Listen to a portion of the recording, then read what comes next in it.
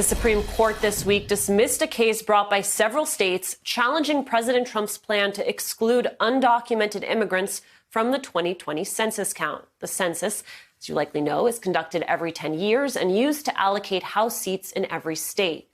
In its unsigned opinion, the court ruled 6-3, saying it lacks jurisdiction to hear this challenge to Trump's census policy. If the courts take no further action on President Trump's plan, yesterday's decision effectively allows him to carry on with subtracting undocumented residents from his mandatory January apportionment report to Congress. It's a temporary victory for Team Trump. Temporary because states are bound to challenge it again in court. But as it stands, the administration continues to pursue an effort that would shift the allotment of both congressional seats and federal money to states that are older, whiter, and typically more Republican. As Justice Breyer noted in his dissenting opinion, an estimated 2.2 million undocumented immigrants live in the blue state of California. If these immigrants are excluded from the census, California is expected to lose 2 or potentially even 3 seats in the U.S. House of Representatives. Same goes for Texas, which has a large immigrant population. Refusing to count undocumented immigrants would mean less representation in Texas. But here's the difference, as pointed out by Vox.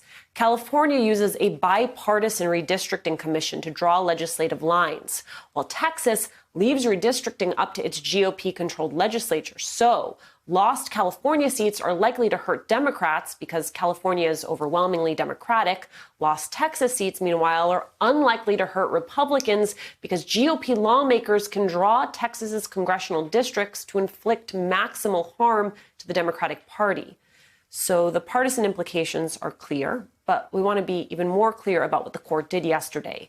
It did not say the state's arguments against the Trump administration's policy were not without merit. The court said it's clear that the government could not possibly exclude the estimated 10.5 million undocumented immigrants in the U.S., but said the evidence presented by the states challenging the policy unrealistically assumed that the president will exclude the entire undocumented population, a point on which the justices do not agree. The court's 3 liberals, Justices Kagan, Breyer, and Sotomayor, dissented. They believe the case is far enough along for a decision and that they would have ruled the plan unlawful.